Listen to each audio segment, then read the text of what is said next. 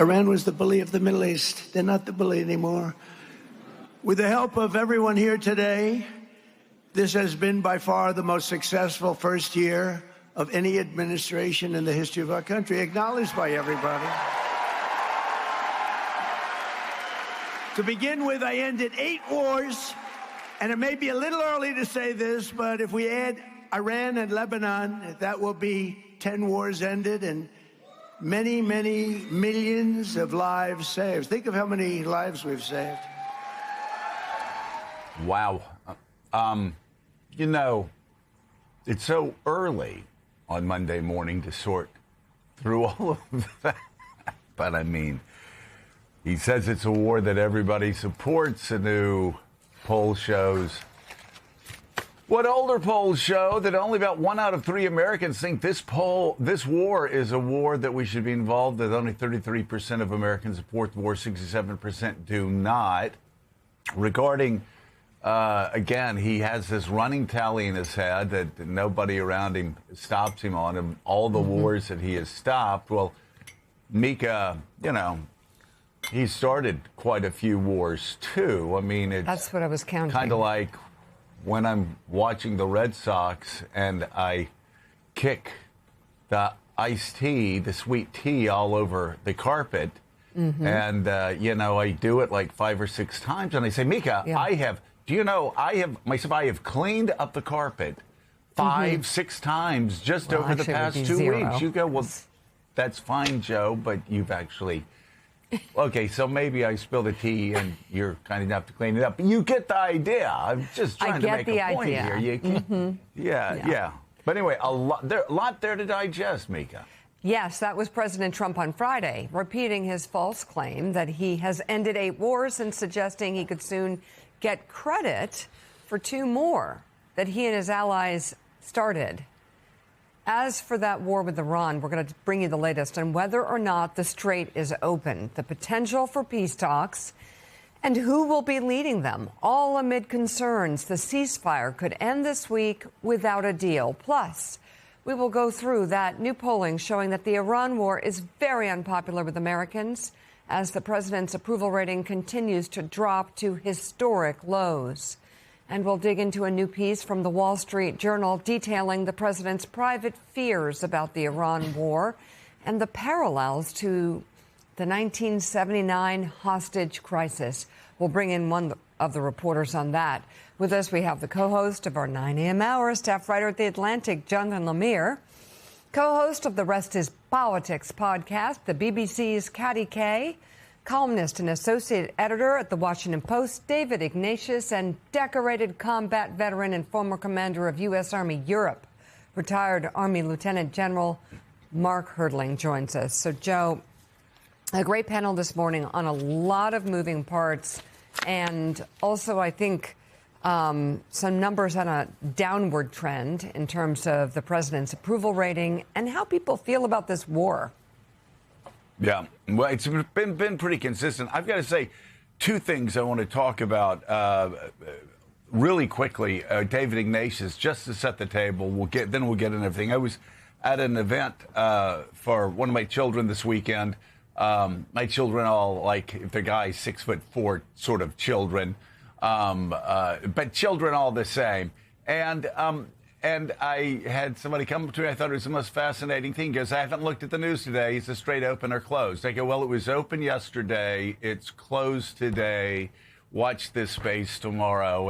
And it was sort of said tongue-in-cheek. And again, I live in a fairly conservative place, so chances are good that most of the people around me voted for Donald Trump. But a lot of eye-rolling there. Even as we stayed away from politics, there still is like the... Come on, man. Is this straight open? Is this straight closed? How much longer are we going to have to be paying $4 plus for gasoline? So that was one side of it. And I know, like you, like me, you're always fascinated when something that's happening in the news breaks through a big event. In my case, for my kids, it was prom time. A big event like that where somebody is asking a question like that. Thought that was fascinating. Another thing, we're going to be talking to Andy Linsky, a Wall Street Journal reporter who, along with Josh Dawsey, wrote a remarkable sort of behind-the-scenes look at the president and how he's been responding during this war and being haunted by the Iranian hostage crisis. And it just struck me that this president, who, I've had the ability to speak with over the past 20, 25 years, this president, there seem to be two presidents that he brought up the most. One with contempt, George W. Bush, for some reason, really just all in against George W. Bush. And mainly he'll bring up the Iraq War. He was stupid. He made the mistake after 9/11, and we didn't keep the oil. That's what he said. And then the second was Jimmy Carter, who, he liked enough as a man, but just thought he was so weak in the Iranian hostage crisis. And so here we have these two presidents that have sort of been fixed in Donald Trump's mind through the decades on the type of president he would not want to be, and him being talked into a conflict by the likes of Benjamin Netanyahu and Lindsey Graham, and finding himself where he's sort of this combination of both right now. So, Joe, this is the war that Donald Trump just can't figure out a way to end. It seems pretty obvious that he wants the exit ramp, that he felt that the time to settle this and get past the economic difficulties that were growing more obvious for the country if financial markets had come.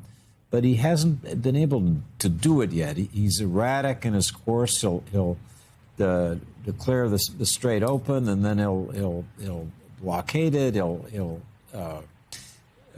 as in this case over the weekend, fire on and seize an Iranian vessel that he thinks is trying to transit the strait.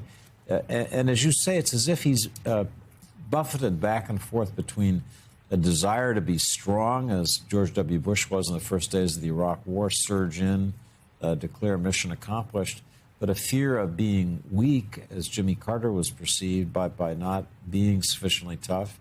His negotiators are proceeding, as near as we can tell, toward a meeting that could begin tonight in Islamabad for a new version of a deal that, as I look at the elements, isn't all that different from the famous JCPOA, the agreement that President Obama's negotiators struck with Iran in 2015. So it's a very strange place for him to be. His behavior is so erratic. We may talk about some Wall Street Journal reporting in the last few days that goes into just how erratic people around him have found that behavior. But he is like presidents before him. I think even of Richard Nixon. You may decide you want to stop a war, but that's just the beginning of your problems, because the other guy has a vote. The adversary feels empowered, sensing that you want out, hardens the terms. There's obviously some dissension back home in Tehran, different people making different demands. The Iranians, Joe, just to say a final thing, clearly feel, as they look at this spectacle that we're discussing, they feel they've won. They think that's the real lesson going on here. And when that perception gets in the mind of your adversary, you have a real problem convincing them to make reasonable compromises. So I think people would like to see a negotiated settlement on reasonable terms, but just what Vice President Vance, Kushner, and Witkoff will encounter if they get to Islamabad tonight, as is expected, hard to predict.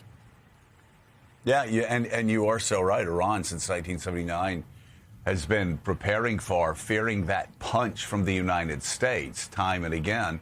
They took that punch, and they feel like they've withstood it, at least politically.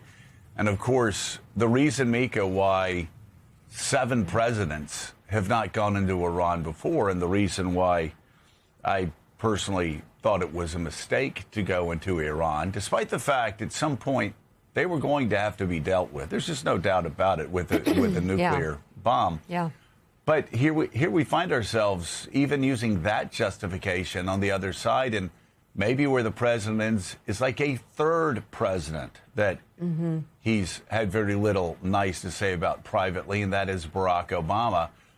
And he may end up after all of this, with a nuclear deal that looks a lot like Barack Obama's nuclear deal that he had contempt for from the very beginning. Well, as David points out, I mean, the reality about Iran and how they might respond and the way they are responding now, this was known. This was the reason why it was a big That's decision. why they didn't. Yeah. But let's pull all the moving parts together here. The fragile ceasefire between the United States and Iran, set to expire this week, is under pressure this morning amid renewed threats, escalatory actions, and a continued standoff over the Strait of Hormuz. Over the past 72 hours, both warring parties have repeatedly accused each other of violating the tenuous truce. The latest back and forth began Friday morning when Iran announced the strait would reopen. President Trump, however, said the U.S. blockade of Iranian ports would remain in place until a deal is reached. Iran, in turn, said it would once again enforce restrictions over the waterway. And on Saturday, it fired on 2 Indian-flagged ships trying to transit. President Trump described that action as a, quote, total violation of our ceasefire and reiterated his threat to knock out, quote, every single power plant and bridge in Iran. Potential war crimes targeting civilian sites if the country does not come to a deal. Then, in the latest test of the truce, the president announced yesterday that the U.S. military attacked and seized an Iranian cargo ship, it said, was attempting to get past the American blockade of Iran's ports and coastline. Trump said a U.S. Navy-guided missile destroyer in the Gulf of Oman warned the ship to stop before, quote, blowing a hole in the engine room when it did not listen. Tehran is now warning it will respond to and retaliate against what it calls a violation of the ceasefire and an act of piracy. It is unclear if talks between the U.S. and Iran will happen today following the seizure of that Iranian-flagged ship by U.S. forces. A spokesman for the Iranian Foreign Ministry has said that Iran has no plans for another round of negotiations with the U.S. However, the New York Times reports that Pakistan's capital has been put on a security lockdown. It's the same procedure taken when the city has hosted the previous rounds of talks. President Trump told MS Now that envoy Steve Witkoff and Jared Kushner would lead the U.S. delegation for the latest round of negotiations before 2 senior officials later said Vice President J.D. Vance would lead it. The White House did not explain the contradiction. So, Joe, here we are. Right. It's not something Trump can control, and it feels like you can feel that frustration. Well, they're working. From based on my reporting yesterday, they are working on a deal. My information was David's information that Steve Witkoff and Jared Kushner were planning to fly to Islamabad and meet with the Iranians and start the negotiations again. But the question is, how do you negotiate with somebody who is in a much stronger position after most of their military targets have been hit than they were before politically? We don't know internally how powerful the regime is, but based on all the reporting we have, it is hardened, it is more radicalized, it is more determined to prove that it can take a punch from the United States and keep going.